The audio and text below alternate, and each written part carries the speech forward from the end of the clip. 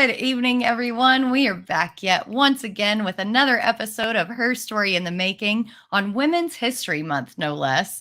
I am your host, Britt Flinn of Fantasy Alarm. And this also, we have a little bit of a crossover with somebody not only who contributes to Fantasy Alarm, but FantasyPros, CBS Fantasy Football Today, and Football Diehards. She is all over the place. This is Tera Roberts. Thank you so much for joining us. How are you, Tera? I'm doing good. A little bit out of breath, but other than that, because I literally ran up here, but doing awesome. Thank you for having me. Good. Yeah, no, we appreciate you and love all your content. For context, all your DFS content, my husband watches that instead of listening to me and talking to me. So that tells you guys how good Tara is at her job.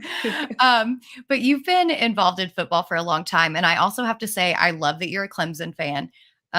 Growing up in the SEC, it seems like everybody is like the South Carolina fan.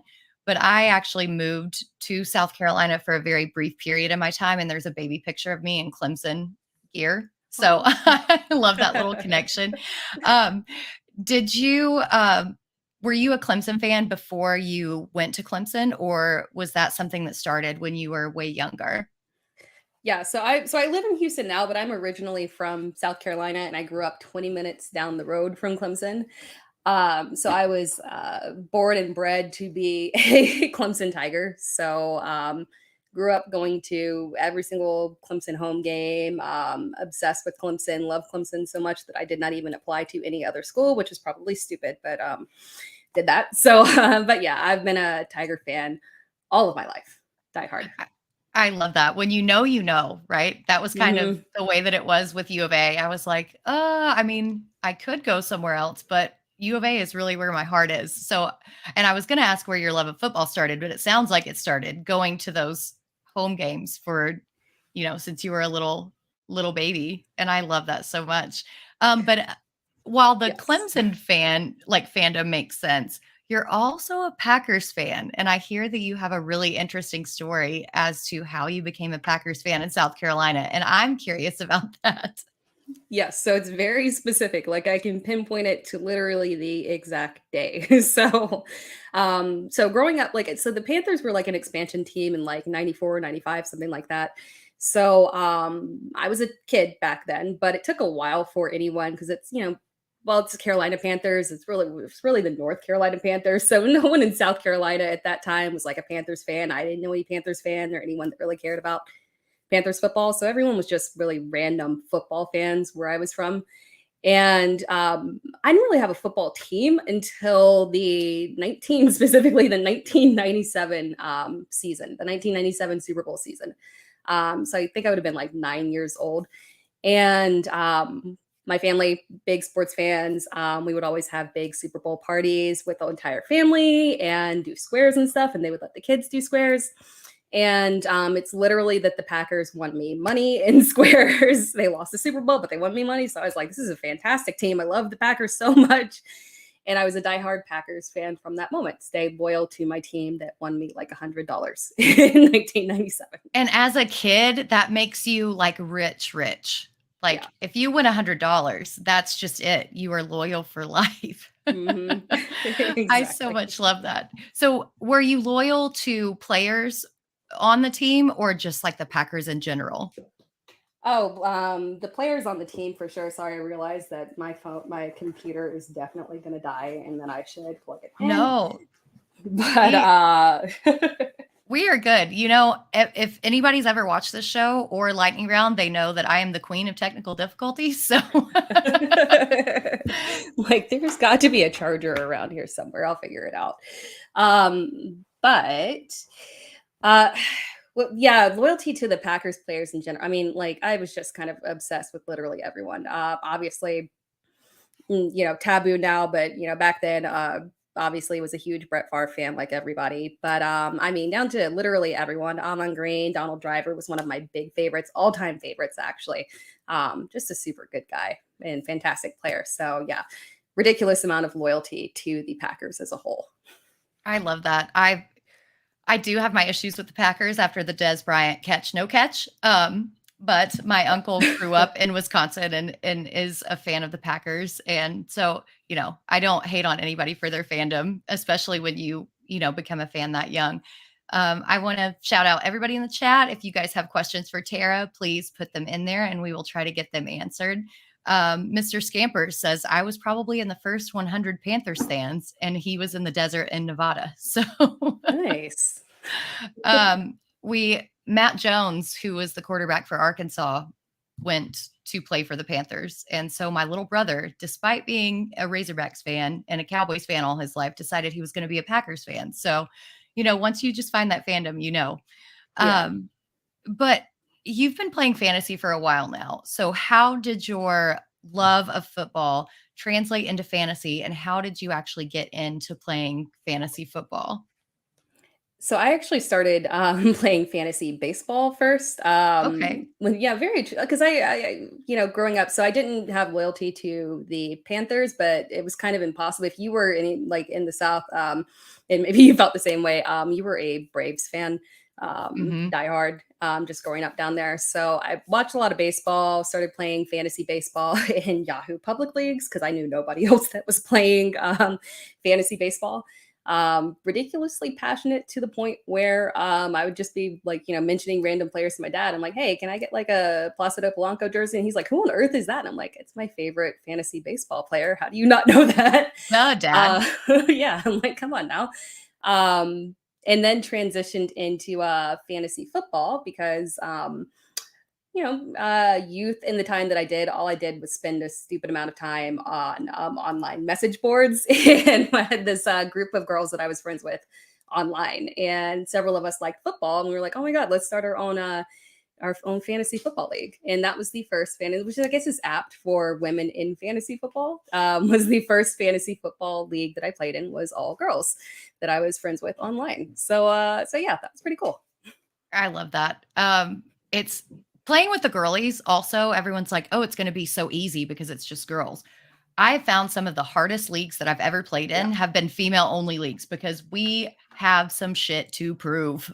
Like we're not going to lay down and just kind of forget some stuff like a lot of other guys have done in leagues that I've been in. But I want to Yeah. circle back a little bit to the fantasy baseball aspect because I did not know that you started in baseball over than football. And baseball is complicated. It scares me to the point of where it. So you were doing that so early on. How did your process evolve from fantasy baseball? Because you've been playing, you said 15 years. There wasn't Mhm. necessarily that internet presence of all these resources that you could use today. So what was your process in fantasy baseball? Were you doing it on your own? Did you look at something else or what did you do?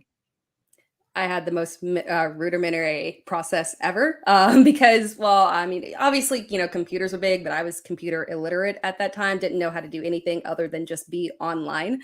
So I would literally, my process was literally just looking up stats and then writing them down and tracking them in a notebook to figure out what players were trending and who I wanted to pick and who I wanted to grab from waivers and stuff like that. So yeah, there was nothing fancy to it. We probably overlooked 1,000 resources that might have been out there. It was just literally hand tracking it. Well, I love that because still have legal pads. This is where I do my research is legal pads. I know that I'm still living in the early 2000s, but legal pads is where it's at. So it's good to know that somebody else out there also use legal pads. We do have a question for Wendy saying, do you play Dynasty? But you are involved in Dynasty Vipers. So tell Yep. us a little bit about that. If somebody is kind of a redraft person and then wants to get involved in Dynasty, what would you say to them for people like me and Wendy who it terrifies to get into Dynasty? So it may feel terrifying, but it's honestly a fun transition because, with Dynasty, it takes you from being, even if you follow fantasy football or just football in general in the off season, it takes you to a new level of caring about stuff. So you're looking at, whereas before you might not have cared a ton about the combine. Now you're thinking, okay, who am I wanting to, pick for my rookies? Looking at the combine, trying to look at prospects. You're caring about the real NFL draft, trying to see where all these players are landing, not just on your favorite team, but now where they're going from a strategic perspective. So So, I mean, I can't recommend Dynasty enough for people getting involved just because it, increases the year-long love of football, caring about the free agency, contract negotiations, all this good stuff. And I know it might feel intimidating getting into Dynasty, but it's a nice transition in because here's the good thing. Like, even if your team, just gets off to a terrible start and it's not even your fault. Maybe you drafted literally, like I had a dynasty team last year with Kyler Murray, Matt Stafford, and Jimmy Garoppolo. That did not go very well for me. But there's always next year, there's always moves that you can make, and there's always transitions. So you're not always stuck, and it's fun to kind of strategize. So it might feel overwhelming, but it brings a new dynamic into fantasy football. And then you have those players who have just kind of been sitting out there, like the Matt Collins this season, that just popped up kind of out of nowhere. That, if you think that waivers are thin in Dynasty, then they're just it's so much more fun. Mhm. I'm a newbie to Dynasty, but I have found that my impatience has actually paid off because I'm like, Yeah. oh, I'm going to grab the hot new thing. And it's actually worked out in Dynasty with this thing. Wendy says that she's trying one this season, but has a co-manager to help. And I cannot recommend co-managers enough. Fun. Yes. 100%. Especially, coming from redraft, you want the immediate gratification of that. And it's kind of hard to sit on some of these assets that take some time to develop. But speaking about developing, you developed in your fantasy career very, very quickly. You said that you've only been here in this space since 2021, and you have rocketed and just, completely skyrocketed. So how is that? How did you get into the space and connected to so many sites and platforms so quickly?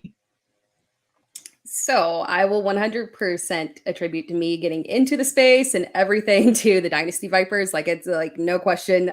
It's so funny. The way that I met Matt Donnelly, who started the Dynasty Vipers and is my co-host, one of my co-hosts on the Dynasty Vipers. The way that I met him and my other co-host was on the Clubhouse app. We were randomly in Clubhouse rooms and chatting football, and we would show up every single day, chat with each other, have fun, just casual conversations. And then one day Matt was like, hey, I have a podcast and I wonder if you would want to join. So I took a look at it. Normally I say like no to the vast majority of things, but like big changes in life. And it felt like a big commitment to join a podcast because I'm like, that's a lot of work. But I looked at it and it was super cool. And I love the concept behind it. And so joined, got started. And the big thing that we were doing was the Behind the Grind series, in which we interview big analysts throughout the industry. And really that was a huge, kickoff point for me, being able to meet all of these bigger names in the industry and just interview them, talk to them. And it was going so well, I decided, hey, I'm going to start making my own individual content.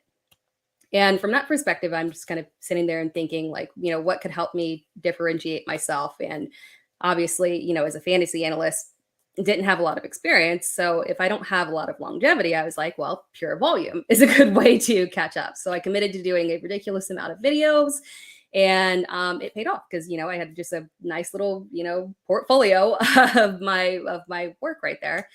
And Women in Fantasy Football Connected. Oddly enough, the first website that I started working with was FantasyPros because of a woman in the fantasy community named Bonnie reached out to me, wanted to see if I wanted to maybe connect with them and see if I could get an opportunity writing. Reached out, they liked my videos, and that's how everything got started. So you mentioned that you said no a lot to people who had asked you. Was that because because like me, I was terrified to get in. I didn't want people to see my face. I didn't really want to do anything. Or was it just a time constraint?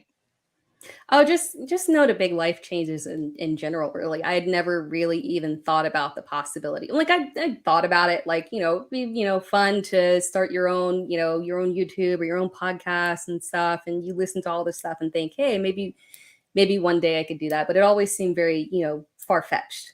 And it was, different because this one, it felt unique and tangible and just like a fun way to get into fantasy football, not overwhelming, like just a very, very nice way to ease into it. Well, you definitely eased into it, and now you're crushing it on it feels like every single platform. And not only for season long, but DFS. Like I mentioned at the beginning of this podcast, my husband looks at your DFS content for your value plays over me. And that's how good you are. And I was like, oh, yeah, Tera knows her stuff. Like, of course you should watch Tera.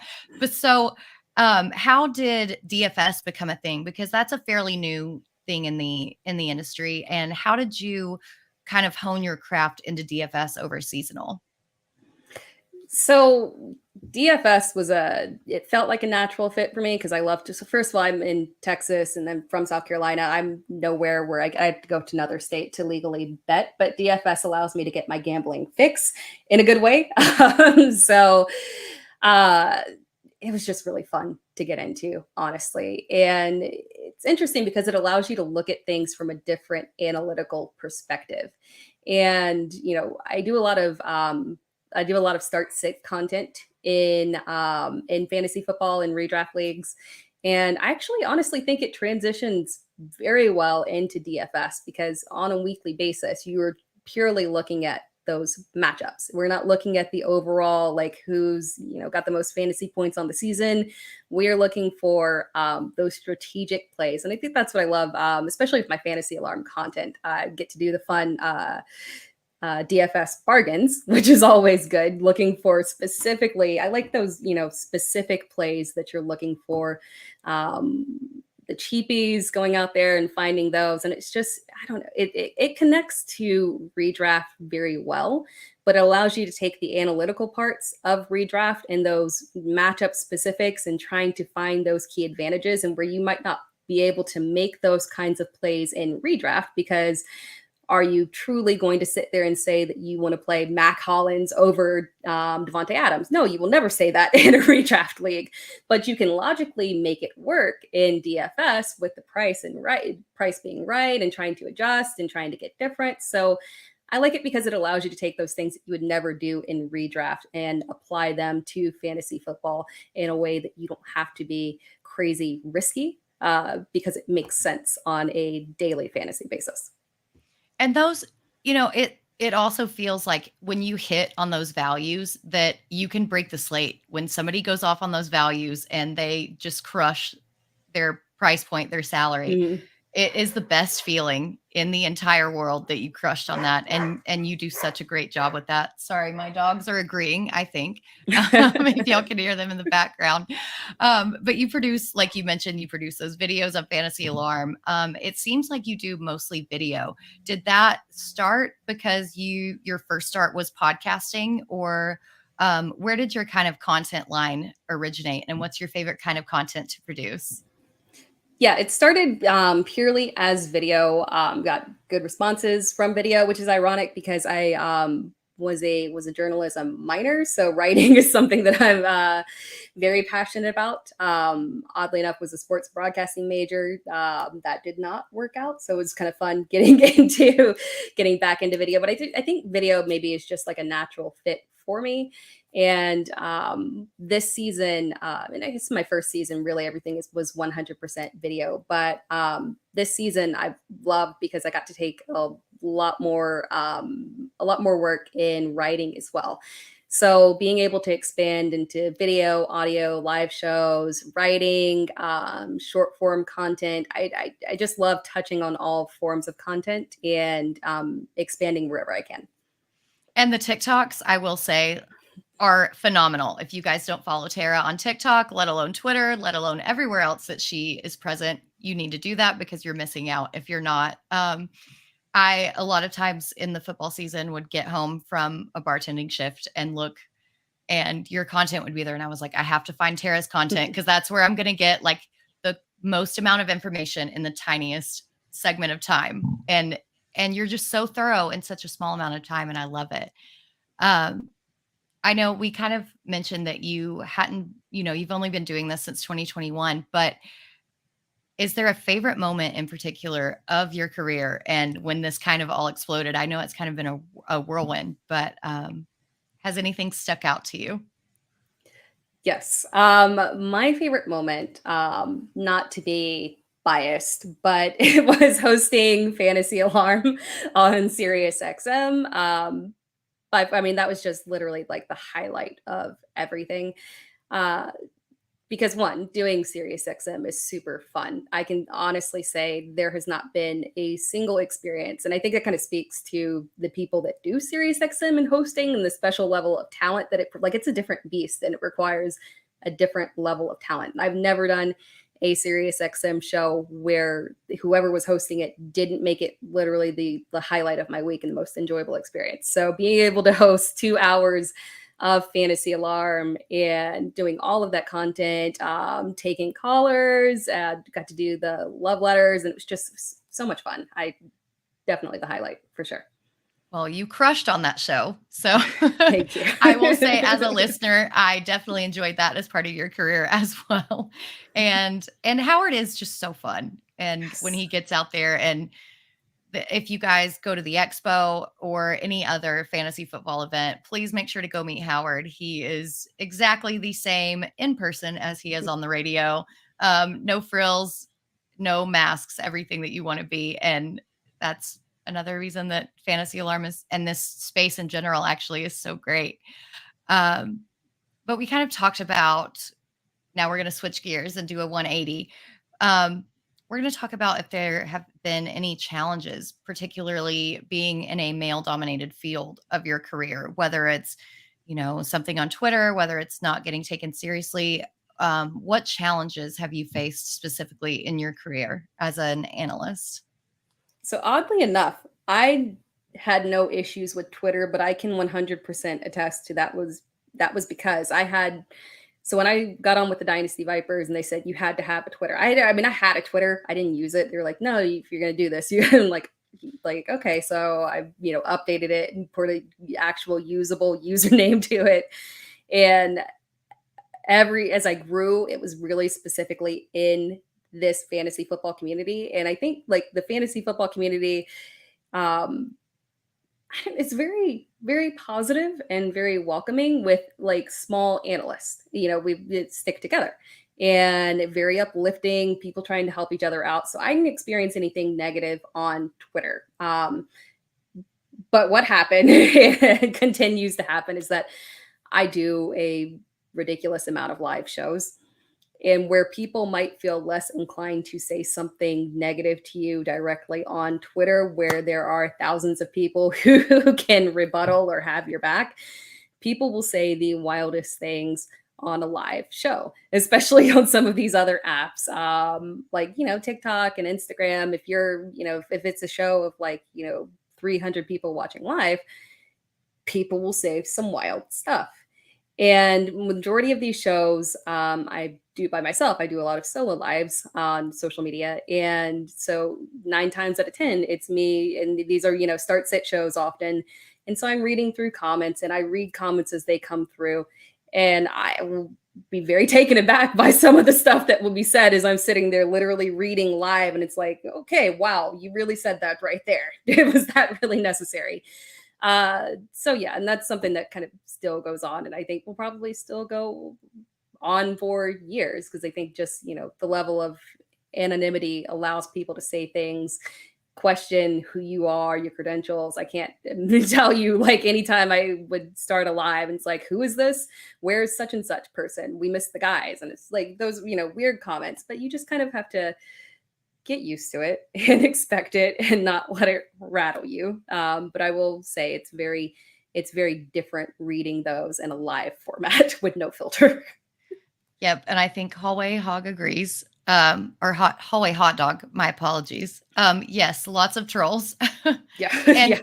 And when you're doing a solo show as well, you're trying to keep your thought process going with what you're talking about and trying to not get distracted. And I think that's a real testament to what you do, because you don't let that interrupt what point you're trying to get across. And that's just very important. And another reason that we just love you, because you don't let that get to you. I do, and I have, and I always like to take some advice away from this show from other content creators who have been in the space and who have experienced some challenges. So what advice would you give to others trying to create a career in the fantasy sports world? And what do you wish you knew when you started? The one thing that I really wish that I knew when I started, like be less critical of yourself. And I still struggle with this because perfectionist when you try so hard to get stuff and you want to be accurate. But there's only a certain level of accuracy that you can have in fantasy football, realistically, for everybody. Even if the best fantasy football analysts in the world cannot be 100% correct or 90% correct. Like it's super hard to do that. So, don't be super hard on yourself. Don't lose sleep over the fact that you told people to start someone who had an absolutely horrible day. Don't feel ashamed that you did that. Um, don't second guess yourself and think that you have to hedge against people, thinking badly about the choices that you make and the players that you're recommending being wrong on your sleepers and whatnot. Like I'll go back and look at a video of obviously do a lot of quick hitter like TikTok stuff and like, hey, these are 5 guys that I'm really in on. And I go back and I look at it and I'm like, oh, several of those panned out horribly. And it makes you want to take it down and delete it. But like, hey, it's fine. You can't be perfect. That's all right. You put out the best content that you can put out because at the end of the day, the best way to succeed in this community is to put out content. You can't limit yourself. And when I think about how I, progressed in the community and how I got started, I don't feel like I did anything special. I just kept pushing content. And, if I'd been less critical, I might have pushed even more because at the end of the day, you have to have a portfolio of your point of view. And even if that point of view is occasionally wrong, because it's going to be, you can't be ashamed of that. You just need to put out your content as much as humanly possible. I cannot recommend that enough. I know one of the things that really helped me along in the beginning, I mentioned, early on saying no to stuff, but when I got into fantasy football, I said yes to everything that I humanly could. And I felt terrible when there were things that I couldn't say no because mom, I had a lot of time constraints in terms of working things around kids and bedtime. So there were hard no-goes in terms of certain time frames, but anything that I could realistically say yes to, I would 100% do that. I didn't have to know like how big is your audience. That doesn't matter. Like just any opportunity to get out there, practice, speaking to others, giving interviews, giving content, giving analysis, anything is going to be good in terms of helping you get to the next level. So I can't recommend that enough. Well, I think that's all good advice, except for one thing that you said, and that was that you weren't putting out anything special because you were.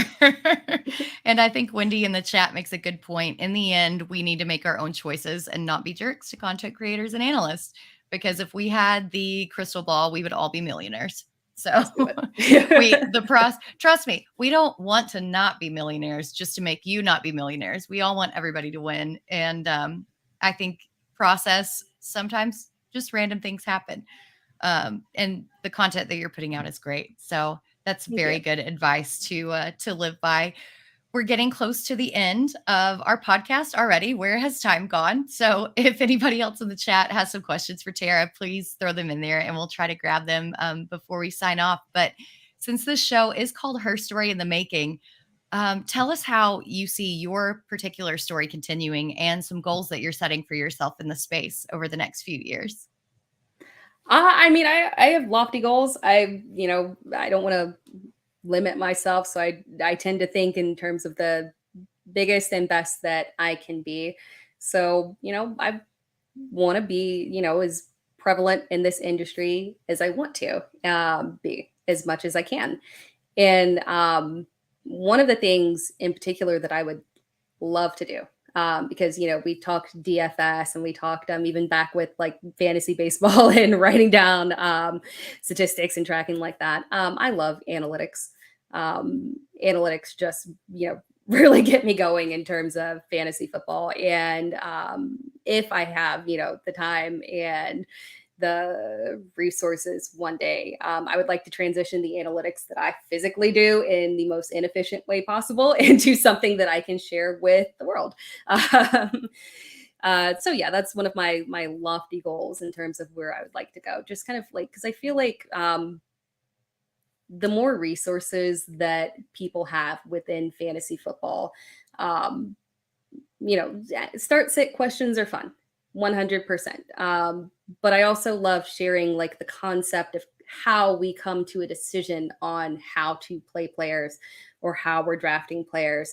Like, I just don't want to give you player names. I want to work through the process so that you can apply it on your own too and utilize those concepts as well. So that's ultimately where I want to go, because when I do live shows, I love saying names, but especially with doing them myself, one of the things that I love to do is like I'll debate whether or not, if you ask me a start sit question, I'll debate the pros and cons of this player, why it would be good, what are the statistics involved, what's the risk, and those are things that I would love to bring from an analytical perspective for people to be able to utilize. And I personally would love that as well because I go on gut feeling so many times. So I want to pick somebody's brain and their process. But before we get out of here, again, thank you so much for coming on the show. Really admire you and your work. Kind of recap for the people watching where we can find all your content and where we can find you on social media. Best place is Twitter. Love Twitter. At It's Tera Time. I try to post as much of my content as humanly possible on there. But right now, and I guess things are about to really kick off here, is where, gosh, so much news coming out around free agency. So you'll be able to find videos, articles, short videos, YouTube videos, all that good stuff on there. We'll obviously have a lot of stuff coming out via FantasyPros this off season. And you can find me on TikTok under the same username as well. And apparently Instagram, because I was convinced to start an Instagram. I don't really know how to move forward on Instagram, but hey, it's there. So we can be there as well. So yes, you can find me on everything as It's Tera Time. I love it. I'm so looking forward to this season and all of your content. And thank you guys again for joining us. We will be back in 2 weeks, same channel, same time. And we hope to see you then. So thank you guys.